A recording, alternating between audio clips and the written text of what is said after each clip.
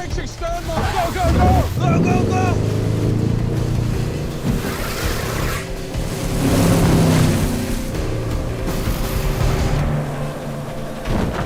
No! There! Head for the storm drain!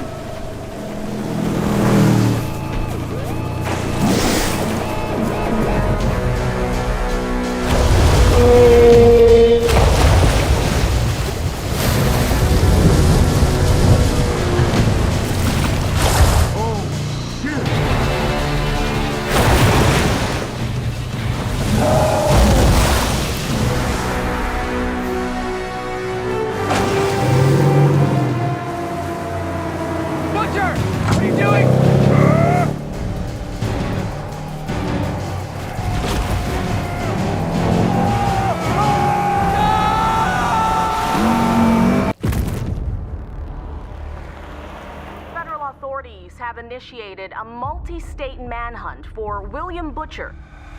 If anyone spots William Butcher or any of his known associates, Marvin Milk, Hugh Campbell, or this man, please call 1-888-0-CRIME.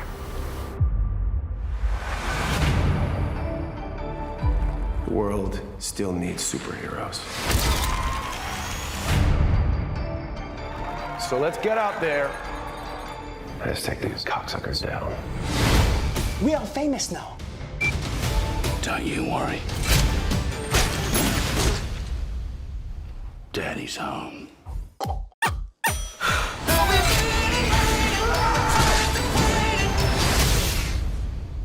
Ain't you twats lucky that I showed up?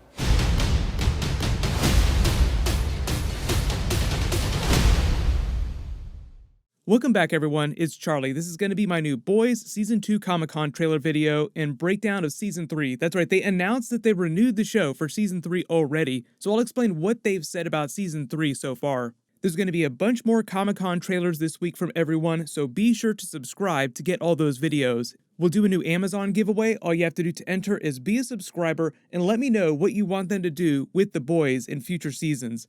If you thought it was messed up during Season 1, you have no idea how crazy it's going to get during Season 2. Season 3 is going to be even more WTF than that.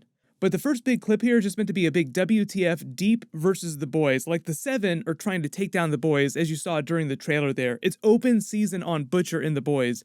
And for whatever reason, the boys have some mission that they're on that's near a body of water. So surprise, the Deep is actually useful for once.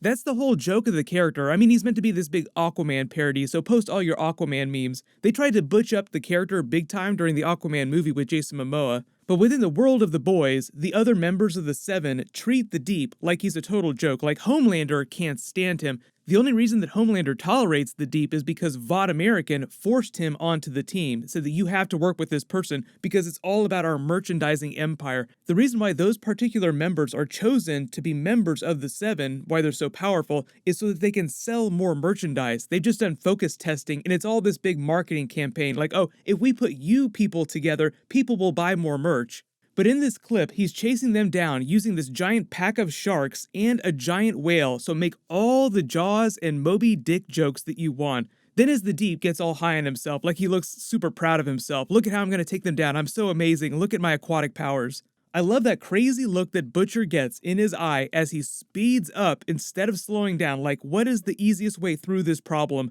Literally, to go through the problem, go through the whale. Then you see that moment of recognition on the Deep's face as he realizes what's getting ready to happen and just starts freaking out. There's some more footage of this scene in the trailer too. You see them climbing out of the whale carcass just all covered in it. Just meant to be the most WTF moment you could possibly think of. The whole thing with the Deep, you have to remember, is that he can literally talk to fish and aquatic mammals during the series, like you would have a conversation with another person. They made a bunch of jokes about that during Season 1, and during the Comic-Con panel, they kept referencing the dolphin from Season 1, the dolphin that the Deep tries to rescue, but then goes completely off the rails. Okay, if I just touch it, will you shut up? So the Deep is just one of those characters that lends himself to those kinds of jokes. Like, you think he's messed up, but then it only gets more and more messed up as it goes along. As of the end of the season, he's still been banished to the middle of nowhere because of what happened with Starlight. Like, you see him in this towny bar just wrecking everything because he's so pissed off with the way his life has turned out. I don't know exactly when he comes back to the Seven team during Season 2. Most of the Seven storyline during Season 2, at least at the beginning, is all about the superheroes in the military thing. Like there was that whole other clip where they introduced Stormfront, like, hey, I'm joining the team now. They made a deal with the government, but they also have to sway public support for supers in the military, which is what Homelander is mostly focused on in the first couple of episodes. Like, this is what these rally scenes are all about, and they're just using Stormfront's initiation into the Seven to do that. Like, you see Homelander blowing up some protester with heat vision, but then you see Stormfront using her comic book powers of flight and lightning to win them over. One of her non-super special abilities during Season 2 is supposed to be social influence. And that's one of the reasons why she was picked to join the Seven. That doesn't really happen in the comics, so they are changing some of the Stormfront comic book plot. He never joined the Seven. He was the leader of a team called Payback that was sort of like another version of the Seven, but meant to be an Avengers parody. In the comics, the character is kind of like a parody of Thor at Marvel and the Avengers and Shazam in the Justice League at DC. All the members of the Seven have fictional backstories that Vought created for them. So in the comics, Stormfront actually came from World War II. He was created in a lab during World War II to be this German superpower, but because of Operation Paperclip, all the German scientists that came to the United States to continue Compound V experiments brought Stormfront with them. Vought American was created. They created a fictional backstory for Stormfront and said that he was an ancient Viking with superpowers. But remember, it's all a lie. All superheroes in the world of the boys are created in a lab. So Vikings, Norse mythology, make all the Thor Revengers jokes in the comments. But she or he, depending on whether you're talking about the comics or the show, doesn't have a hammer or anything like that. The very non-superhero power, though, that she's supposed to have is social media influence. So it just sounds like they're going to use her within the Seven to sway public support for supers in the military. She does have some cool powered fight scenes with Kimiko during Season 2. She won't just be walking around acting super sassy all the time.